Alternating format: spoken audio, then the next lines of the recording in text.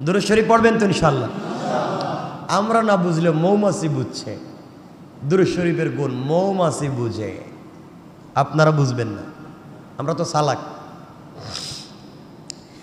আমার মুসলমান বন্ধুগণ, গভীর মনোযোগ। আল্লাহর পয়গম্বর, আখেরি জামানার নবী, সরকারে কায়নাত, দু জাহানের সরদার, নবী রহমত জনাবে মুহাম্মদুর রাসূলুল্লাহ সাল্লাল্লাহু আলাইহি ওয়াসাল্লাম একদিন বসে আছেন, এমন সময় তার সামনে দিয়ে মৌমাছি উড়ে উড়ে চলে যায়। আল্লাহর পয়গম্বর বসে আছেন, মৌমাছি উড়ে যাচ্ছে।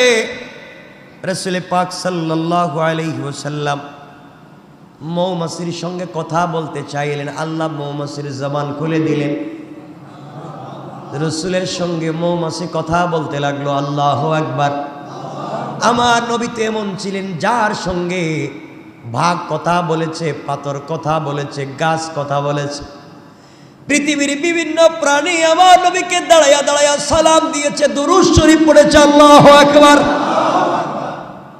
মৌমাছি সালাম দিয়েছে, নবীজি ডাক দিয়ে বলছেন, মৌমাছির দল শোনো, তোমরা কিভাবে কি করে মধু তৈরি করো বুঝতে পারলাম না।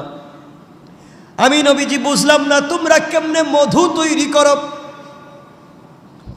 মৌমাছি বিনয়ের সুরে জবাব দিচ্ছে, ইয়া রাসূলুল্লাহ, আমরা বাগানে গিয়ে হাজার হাজার রকমের ফুলের রস চুষে খাই, বাগানে চলে যাই, লক্ষ লক্ষ বিভিন্ন প্রকারের ফুল থেকে আমরা চুষে চুষে মধু খাই, রস খাই। এই রসগুলো আমাদের পেটের ভিতরে একত্রিত হয়, এই রসগুলো আমাদের পেটের ভিতরে মিশ্রিত হয়।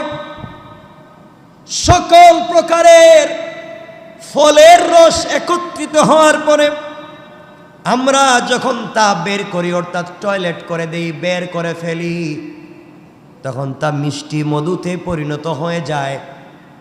নবীজি বললেন, তোমরা বিভিন্ন ফলের বাগান, ফুলের বাগানে যাও, ফলের বাগানে যাও, টক আছে, তিতা আছে, মিষ্টি আছে, কিন্তু তোমাদের মধু তো কোনোদিন তিতা হতে দেখলাম না, টক হতে দেখলাম না, সবসময় মধু হয়, মিষ্টি কেমন করে?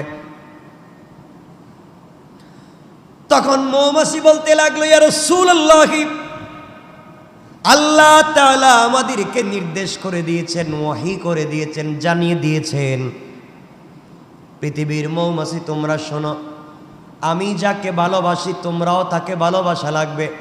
পয়গম্বরে আরবি, আমরা লক্ষ লক্ষ ফলের গাছ থেকে, ফুলের গাছ থেকে মধু সংগ্রহ, রস সংগ্রহ করি, মুখ দিয়া খেয়ে ফেলি।